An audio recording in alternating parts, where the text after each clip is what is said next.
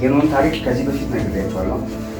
የኖህ መርከብ ታሪክ ነግሬያቸዋለሁ። ዘፍጥረትን እያጠናው ነበር እና ዘፍጥረትን ሳጠና የገረመኝ ነገር ሁሉም የዳኑ ናቸው አላሉ። ማለትም መርከብ ውስጥ የገባው የዳነ ያ ሁሉ ከጥፋት ባህር ያመለጠ እንስሳ ነበር እዛ ውስጥ ነበር። ያልገባ እንስሳ የለም። ሁሉ እዛ ውስጥ ተጠራቅሞ ያ መርከብ ውስጥ ከዛ የሚገርማችሁ ነገር እግዚአብሔር መስኮቱን ከውጪ በኩል አይደለም የከፈተላቸው፣ ከላይኛው በኩል የመርከቡ መስኮት ያለው። ምን ማለት ነው? ክርስቲያን ከዳነ በኋላ የሚዝናናው ዓለምን እያየ አይደለም፣ ሰማይን እያየ። ለዚህ ነው መጽሐፍ ሲናገር ክርስቶስ ሞቶ በአብ ቀኝ ከተቀመጠ እናንተም ከእሱ ጋር ሞታችሁ ከተቀመጣችሁ በላይ ያለውን አስቡ እንጂ የምድርን አይደለም። አየ ኖ ያቤት ሲፈርስሽ ያየ እንዲህ አልተፈቀደለትም። ሆረር ፊልም የሚያዩሶች አሉ በለው የሚሉ ሰዎች እንደዛ እንዲዝናና ያልተፈቀደለት ሰማይ ከፍቶ እንዲዘል ወደ ላይ ብቻ ነው። ለእናንተ የተፈቀደው የዓለምን ነገር እንድትበዘብዙ አይደለም፣ በጸሎትና በጾም እንድትተጉ። ለዚህ ነው ጴጥሮስ ሲናገር እኛ ግን በቃልና በጸሎት እንተጋለን፣ እናንተስ አከናውኑ የደለ መስራት። ከዛ ቀጥሎ የሚገርመው ግን ያ የጥፋት ባህር ውሃ አልደረቀም፣ መሬት አልደረቀችም፣ መሬት አልታደሰችም። ገና በእግዚአብሔር ቁጣ ስር ነበረች መሬት። እና መጽሐፍ ሲናገር አምፕሊፋይዱ ላይ ምን እንደሚል ታውቃላችሁ? ንጹህ ያልሆነ ወፍ አምልጦ ወጣ ነው የሚለው። ቁራ አልደረቀም፣ አልታደሰም፣ ከዛ በዛው ቀረ ይላል መጽሐፍ ሲናገር። እና የሚገርማችሁ ነገር ይሄኔ ቁራ እኮ ወፍራም ሴት አግኝቶ ወዷን ሲጉጭጭ ያልታደሰ አይምሮ ማለት ነው ቁራ ማለት። በክርስቶስ ያልታደሰ አይምሮ ሁሉ ጊዜ በዚህች ዓለም ላይ ነው የሚደሰተው። ገና ምድር አልታደሰችም። እዛ ላይ ሄዶ አንዷ ወፍራም ሴት ይሄን አግኝቶ ወዷ አይኗን ሲያወጣ ነበር። ምክንያቱም ተሳፋፊ ሬሳዎች ይኖራሉ፣ ምድር ውሃ ገና አልሰጠም። በክርስቶስ ያልታደሰ አይምሮ ሁሉ ጊዜ በክርስቶስ ሳይሆን በዓለም ነው የሚደሰተው። እዛ መርከብ ውስጥ ሆኖ የሚመጣውን ነገር ከመቀበል ይልቅ ምን ደስ እንደሚለው ታውቃለህ? ሄዶ በድን ማኘክ። ሰው ቸርች ውስጥ ሆኖ የእግዚአብሔርን ስራ ህብረት ውስጥ ሆኖ መንግስት ውስጥ ሆኖ ከሚሰራ ይልቅ በክርስቶስ ያልተደሰተ አይምሮ ምን እንደሚያደርግ ታውቃለህ? ቁራ ነው ያልታደሰ። ለዚህ ነው በአእምሮአችሁ መታደስ ተለውጡ እንጂ ይህንን ዓለም አትምሰሉ።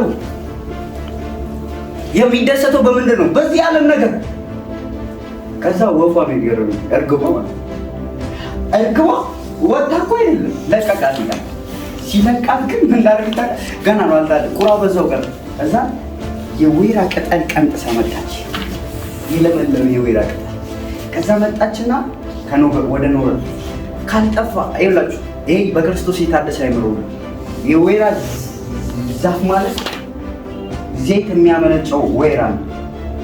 ስለዚህ የመንፈስ ቅዱስን ርስት የታተመበትን መንፈስ ቅዱስ ማህተብ ይዞ በክርስቶስ የታደሰው አይምሮ ዓለም እስከምትታደስ ድረስ ክርስቶስ የሚመጣበትን ዓለም ነው የሚጠብቀው እንጂ በዚህ ዓለም አይደሰትም።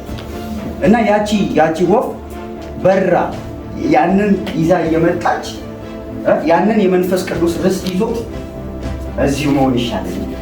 አልታደሰ ዓለም ላይ ቤት ከምትሰራ ጎጆ ከምትሰራ ይልቅ ወይራ ቀንጥሳ መጣች። ለዚህ እኮ ነው አብርሃም ከሰማይ የምትወርደውን ከተማ እየተጠባበቀ በድንኳን ኖረ ነው። እግዚአብሔር ሰጥቻለሁ ይሄ ነው መሬቱ እያሉ አብርሃም ግንብ አይደለም መስራት የጀመረው።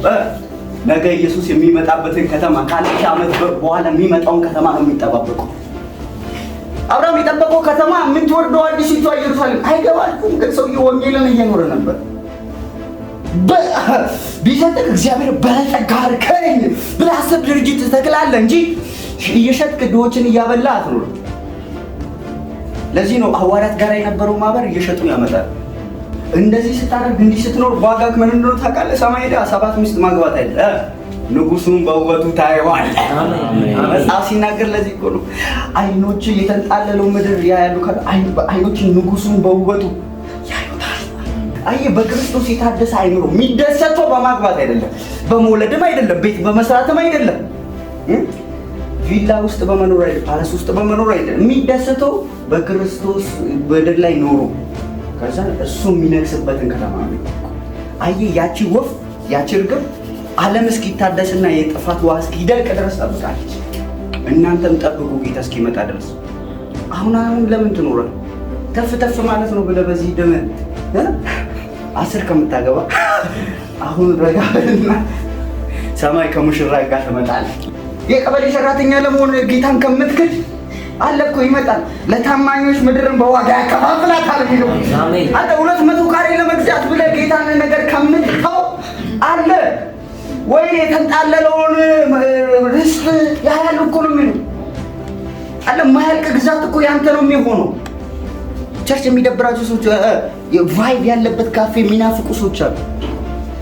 በክርስቶስ ያልታደሰ አይምሮ ዓለም ላይ ፕሮፌሰር ከምትሆን እዚህ የተጎሳቆለ ፓስተር ሆነ ከክራይስት ጋር ስትመጣ ወይኔ አኪ ይችላል የማያልፍ አኪ የደስታ የጽድቅ ስትራመድ ራሱ መልአክ መጽሐፍ ሲናገር ሰዎችን ወደ ጽድቅ የሚመልሱ ይላል።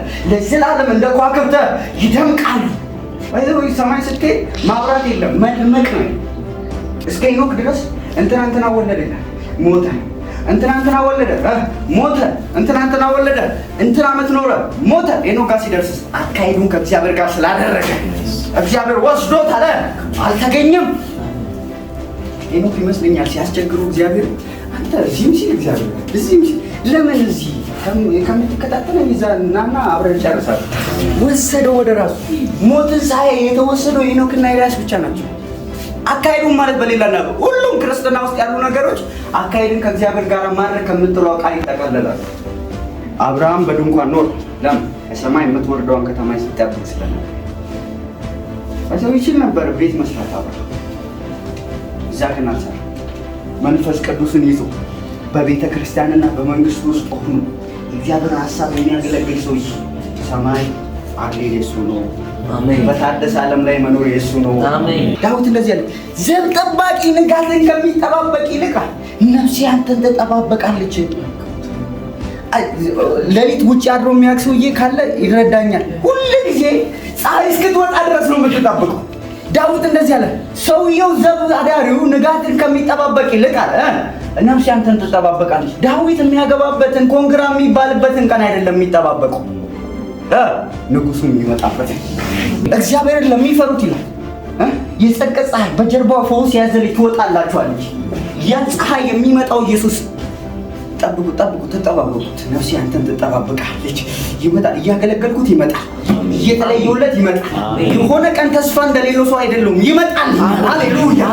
ወይኔ አይገርምህም?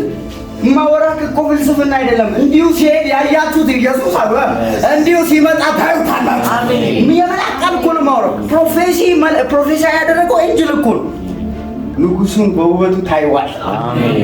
ሙሴ ጀርባውን ነው ያየው።